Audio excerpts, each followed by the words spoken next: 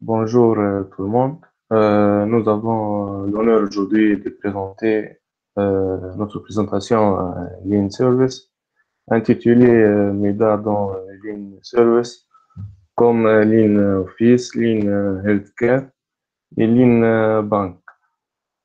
Ce travail est élaboré par moi-même, Louar Salah, et mes collègues Jaafri Mohamed Amin, Bahrouni Mohamed, Khalil Oussama, Yahya Yed et Shihab Mahdi. Comme plan de travail, on va commencer par introduction, puis les 7 gaspillages en healthcare. Le troisième chapitre est consacré aux 7 gaspillages en ligne office. Par la suite, ligne dans le secteur bancaire. Et terminons par conclusion. Commençons par l'introduction.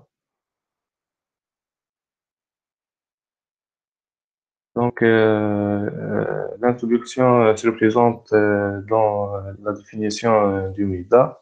Un MEDA est une activité improductive qui n'apporte pas de valeur aux yeux du client, mais tout le monde accepte et pratique cette activité sans le remettre en question. Néanmoins, certaines tâches sans valeur ajoutée sont obligatoires, comme l'archivage et le sauvegarde. La pensée Lean suggère que pour créer efficacement de la valeur, il est indispensable d'identifier les gaspillages et de les éliminer ou de les réduire afin d'optimiser les processus de l'entreprise. Bien qu'issus de l'industrie, les médias peuvent être aisément transposés dans tout type d'activité comme les services, l'IT, santé, formation, logistique et finance. On passe maintenant au set gaspillage en ligne office. La question posée ici, c'est quoi l'origine du Lean Office?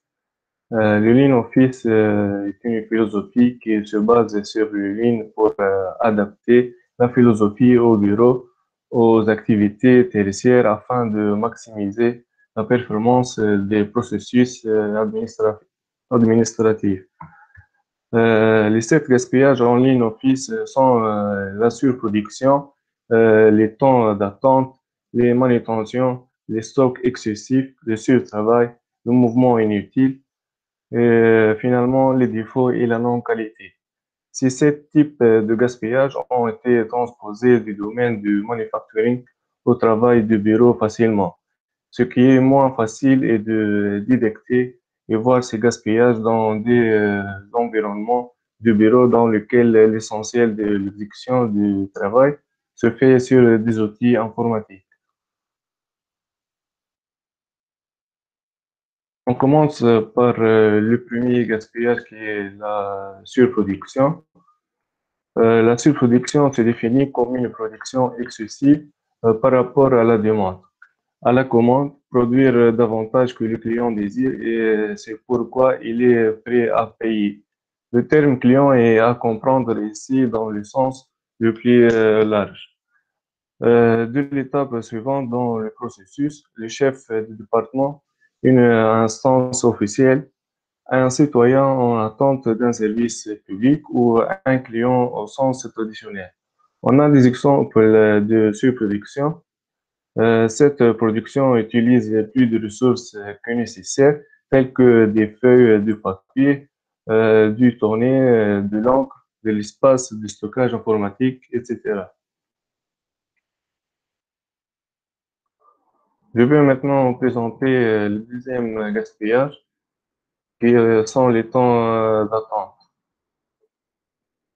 Ici, peu de gens réalisent que quelqu'un d'autre dépend de leur travail, de leur information, d'approbation ou de signature, que d'autres personnes les attendent pour démarrer une réunion, un événement, etc.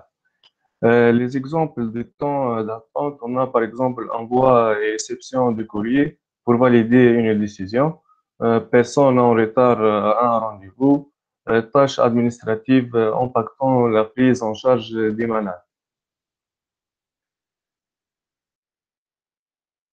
Je vais maintenant terminer avec les manutentions et transports.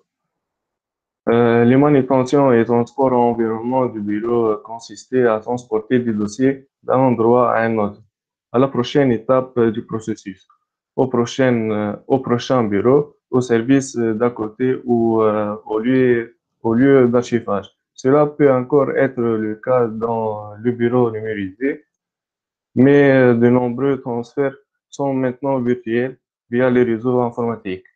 Les exemples de manutention et transport sont envoyer un email à une grande liste de distribution, alors que le sujet ne concerne que quelques personnes. Un autre exemple qui est chemin de signature du document pour validation et finalement réunion dans un endroit loin des participants. Je vous remercie maintenant et je passe la parole à mon collègue Oussama qui va terminer avec les stocks inutiles et les stocks excessifs. Merci, Salah. Alors, les stocks inutiles sont des informations données en réalité en nombre excessif ou obsolète devant également être stockés au cas où tel que fichier, article ou mémoire pourrait être utile un jour. Un excès de données peut être trouvé dans des boîtes de réception de courrier électronique, des archives, des bases de données. Ces données ou fichiers en excès peuvent conduire à un environnement de travail désordonné et à des erreurs, en particulier lorsque plusieurs versions de fichiers coexistent. On trouve comme exemple des dossiers en attente, souvent à cause d'une organisation multitâche, des factures notes de frais en attente et impression de support de formation supérieure au nombre de participants.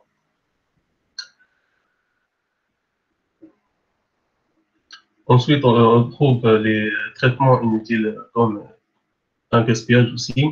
Il s'explique comme cela peut prendre des formes plus subtiles, telles que l'exigence de nombreuses approbations et signatures lorsqu'une seule pourrait souffrir. Le refaissage ou bien le refaire le travail peut être une sorte de sous-traitement, en particulier parce que le résultat n'était pas jugé suffisamment esthétique. Il arrive que dans un même processus, plusieurs documents similaires peuvent être créés. Pour mieux expliquer, on trouve les exemples comme un rapport trop long, trop complet et trop parfait. Et une réunion inutile avec beaucoup de blablabla. Processus de validation nécessite trop de signatures. Et un programme informatique trop long et compliqué à utiliser.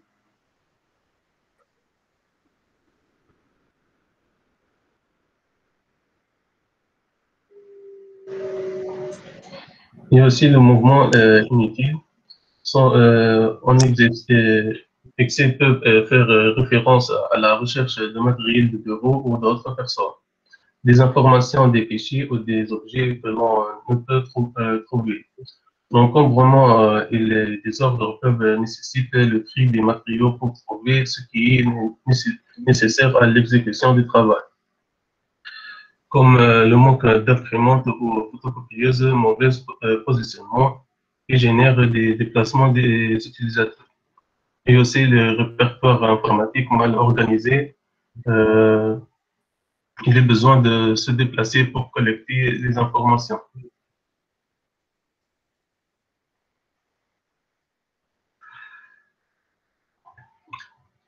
Défauts et les non-qualités sont des erreurs nécessitent de refaire le travail, de réimprimer un rapport, de renvoyer le document corrigé, etc.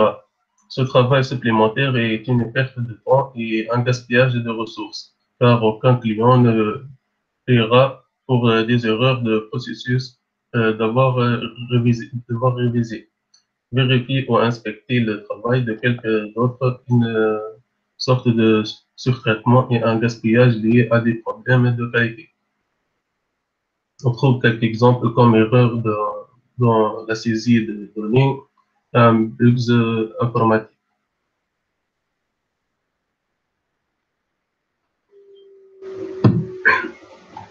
Alors, je cède la parole à mon collègue Yed pour expliquer les 7 gaspillages de ligne. Merci, Monsieur Oussama. On passe maintenant à la 7 gaspillage en ligne Healthcare. Premièrement, on trouve la surproduction. Il y a quelques exemples sur cette MIDA.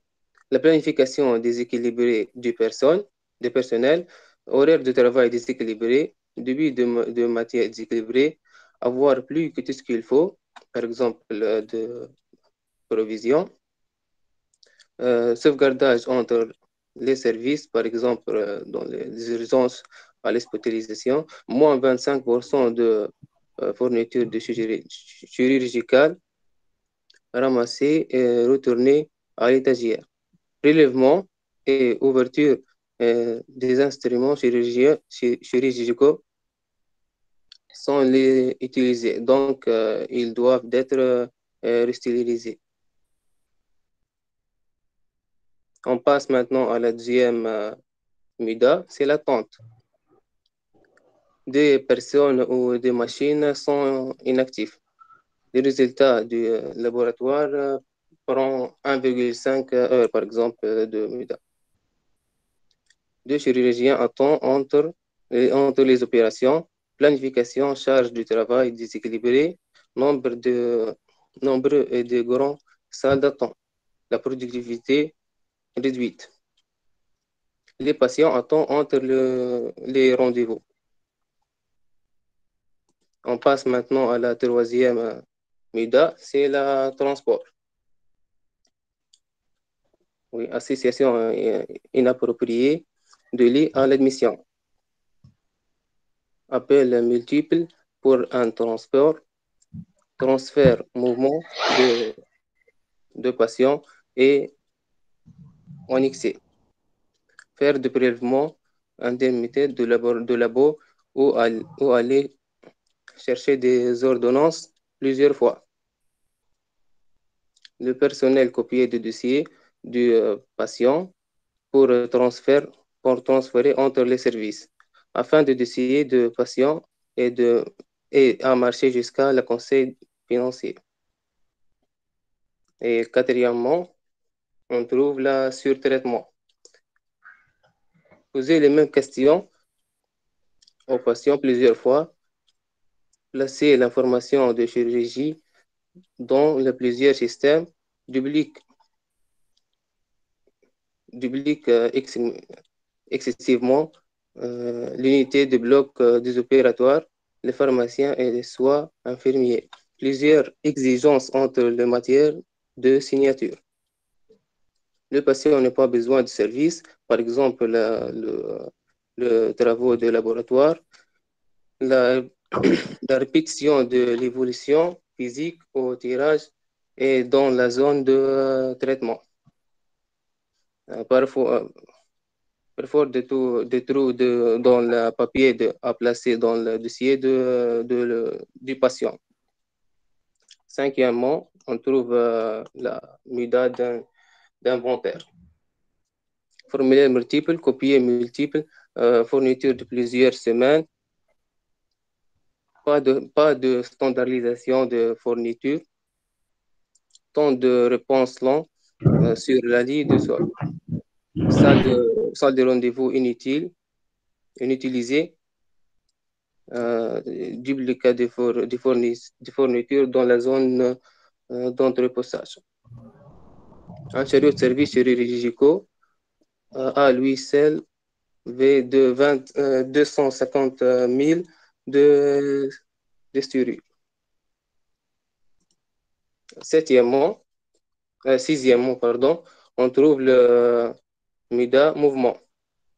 Méthode de travail incohérente, longue distance de marche, la recherche de tout, par exemple,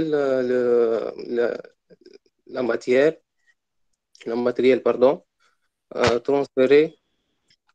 transférer des patients multiples, mauvaise disposition du milieu de travail par les services de patients. Et finalement, on trouve la défectuosité. C'est une erreur commise en utilisation, pardon, retour des patients, relèvement de fréquence des nomadisations par un poste, taux d'infection élevé et chute, incidence élevée de rejeté de factures, communication inappropriée de mode de transfert de patients avec des saisirs des ordres, remplissage de médicaments en pharmacie à données de multiples. Et merci pour l'attention. Je passe la parole à mon collègue Mohamed. Merci, Yed. On passe maintenant aux lignes dans le secteur bancaire. On doit d'abord commencer par comprendre c'est quoi le contexte général de la ligne dans le secteur bancaire. Le secteur financier, comme tout autre secteur, est confronté à ses propres défis, car les nouvelles technologies destructrices remettent en question les opérations quotidiennes des établissements bancaires. En appliquant les principes lignes suivants, les banques de toute taille peuvent améliorer leur efficacité organisationnelle. Cette discussion sera abordée sous l'angle de ce gaspillage de la philosophie ligne. Alors, la clé de succès consiste donc à minimiser tout gaspillage dans la chaîne d'approvisionnement des fournisseurs aux clients afin de faciliter la réalisation de cet objectif.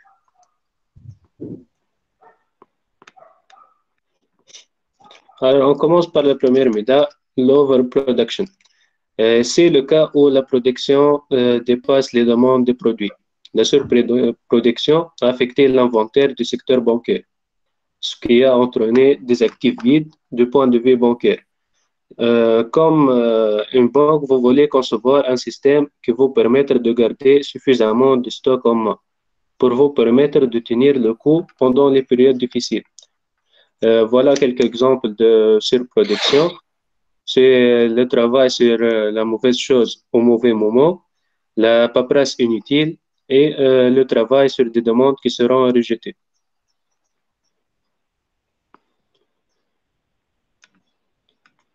Le deuxième méthode, c'est l'inventaire.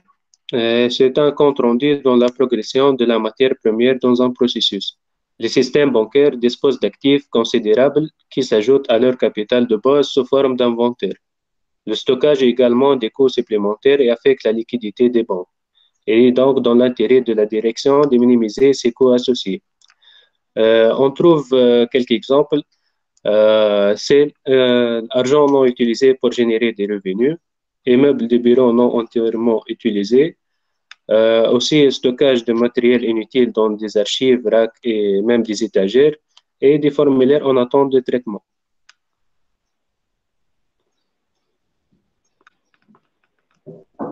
Le troisième, on trouve motion, ou le mouvement inutile. Le gaspillage de mouvement est dû à des opérations inefficaces. Le secteur bancaire a réussi à réduire ce gaspillage à une science grâce à l'évaluation de la meilleure façon d'optimiser les temps d'attente des clients via la théorie des files d'attente. On peut trouver quelques exemples comme marché pour livrer des documents, l'aménagement non ergonomique du bureau et recherche d'informations qui inclut les recherches et le marché.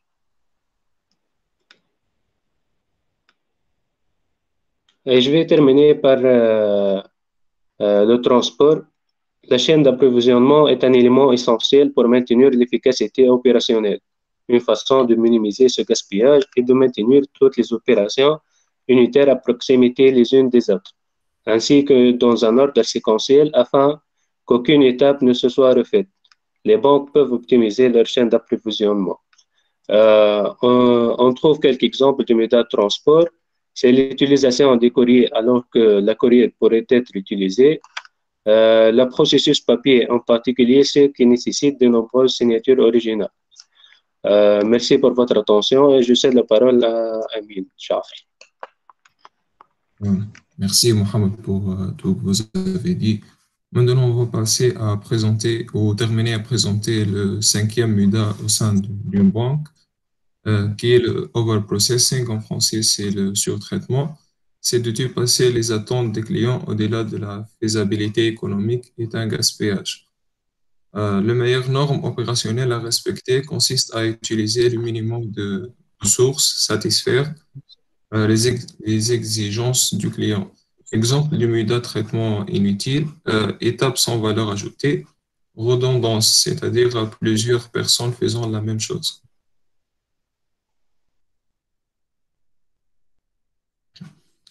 Le sixième MUDA ou le sixième gaspillage, c'est les défauts et les erreurs. En anglais, c'est le scrap, rework and defects. C'est un produit bancaire ne répond pas aux spécifications du client. Elle est soit mise au rebut, soit retravaillée, soit considérée comme inefficace. Des exemples de défauts et des erreurs, les informations manquantes, les retouches, les erreurs. En réduisant au minimum les gaspillages de processus susmentionnés,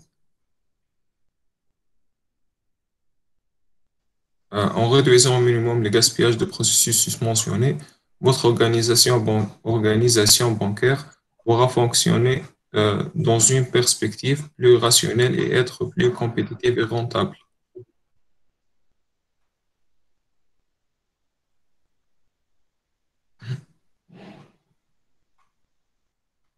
Autre slide, s'il vous plaît, ça.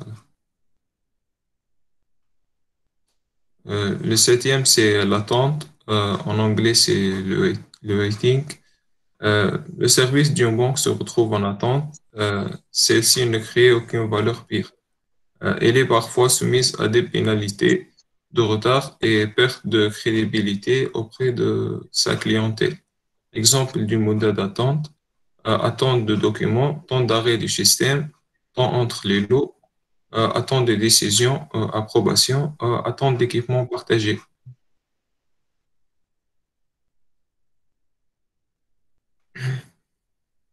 Et on peut considérer aussi les compétences inexploitées comme une huitième MUDA ou une huitième gaspillage, surtout dans les domaines des services. Donc, d'une certaine façon, ne pas exploiter le potentiel d'un collaborateur constitue également une forme de gâchis. Ayant fait son apparition assez tardivement dans la grande famille des MUDA. Ce gaspillage de savoir se constate surtout dans le domaine des services où la vie des personnes qui connaissent le mieux leur métier est parfois totalement négligée.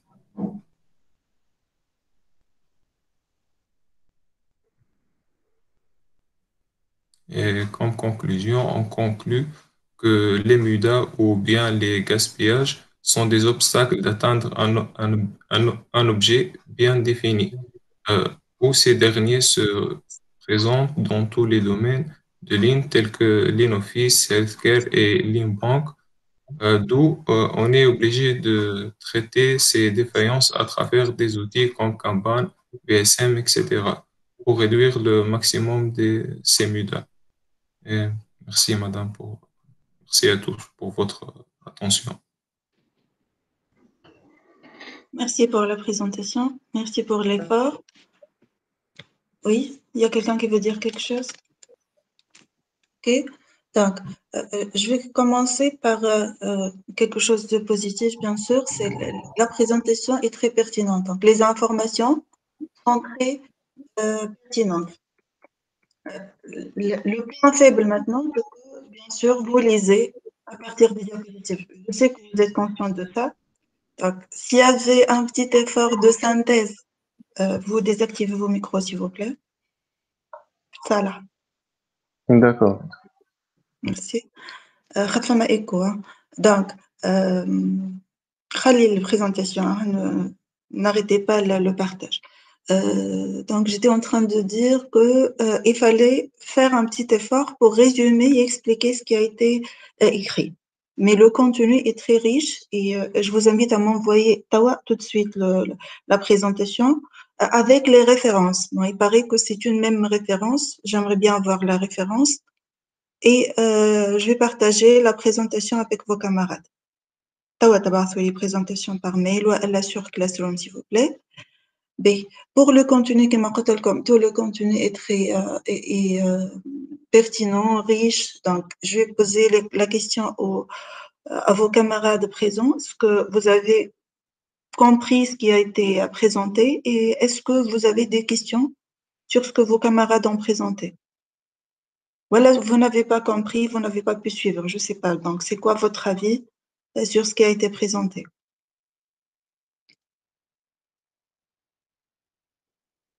Est-ce que vous avez appris quelque chose? Est-ce qu'il y avait des informations nouvelles que vous ne connaissez pas? Est-ce que ça a été riche?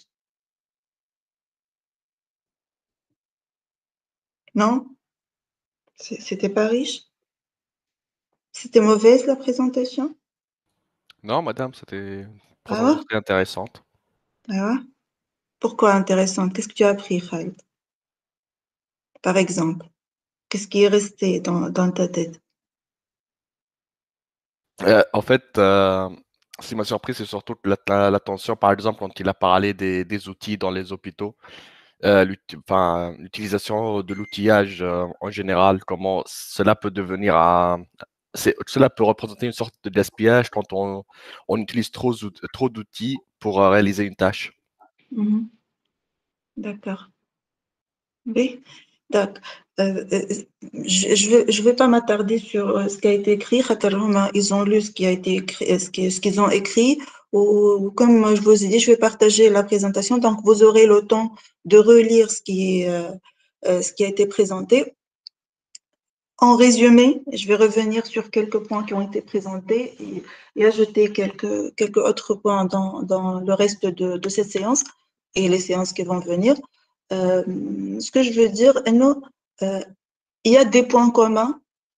Ce qui manque vraiment, c'est le synthèse, c'est une synthèse, le synthèse. Donc, il y a des points communs entre tous les processus, tout type d'entreprise, entre healthcare, entre système bancaire et l'administratif. Par exemple, lorsqu'on présente le lean service, on présente généralement le lean office. Le lean office existe partout, existe dans les hôpitaux, dans les cliniques, existe dans les banques, existe partout, dans toute entreprise de service. Et donc, peut-être il fallait regrouper les points communs entre ces processus et par la suite donner les particularités de chacun. Même si vous présentez le lean office, la ligne administrative, le lean bureau, et puis ajouter les spécificités des activités pour le healthcare et pour le système bancaire, ça aurait pu être très intéressant aussi. D'accord? Donc, le premier point, c'est qu'il y a des points communs entre les différents processus présentés. Il y a des particularités et ce qui est à retenir absolument, c'est qu'il y a une analogie entre les gaspillages dans les manufactures et les gaspillages dans les services. Il y a une adaptation du type de gaspillage, de la nature des gaspillages dans le lean manufacturier et le lean service, représenté ici par les trois processus de healthcare, système bancaire et le lean bureau. Dans la conclusion, vos camarades ont présenté les outils qui peuvent être utilisés pour améliorer le processus. Ils ont cité par exemple Kanban et VSM et tout autre outil que nous avons vu. Il suffit de l'adapter.